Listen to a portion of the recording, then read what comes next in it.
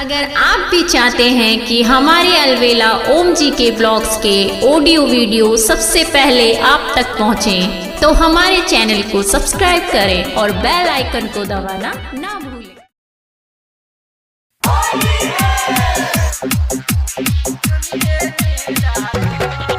Singing by अलवेला ओम जी।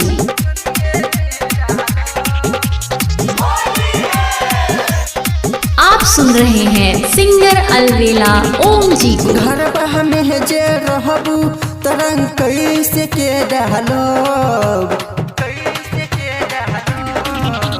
घर बह में जे रहबू तरंग कैसे के डालो, कनी निकल भौजी तू बहरी, कनी निकल भौजी तू बहरी, रंग हम चलिए ने डालो, कनी निकल साली तू बहरी, रंग हम चलिए ने डालो।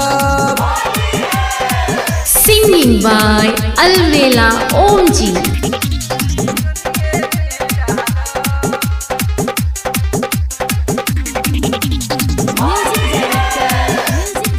आप सुन रहे हैं सिंगर अलवेला ओम जी को। भौजी के बहिन होलिया में आबेला हलोही कौन सोहबत खूब लोभावेला,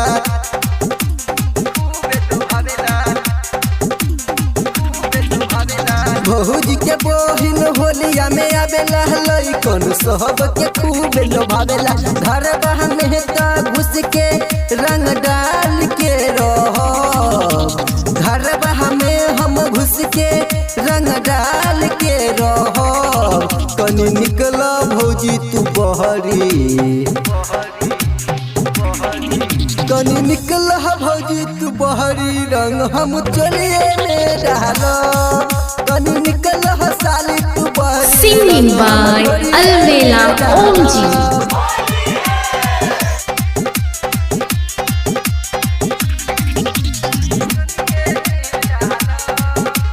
आप सुन रहे हैं सिंगर अलवेला ओम जी को।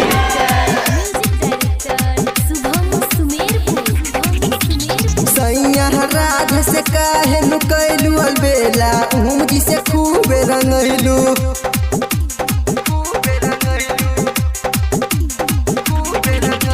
सैया राधे से काहे नु कैलू अलबेला ओम जी से खूब रंगैलू, राहत मुबारक के दिल पे तू तो घात कर गइलू, राहत मुबारक के दिल पे तू तो घात कर गइलू, कनी निकल भौजी तू बहरी, कनी निकल भौजी तू बहरी, रंग हम चलिए में डालब, कनी निकल साली तू बहरी, रंग हम चलिए में डालब।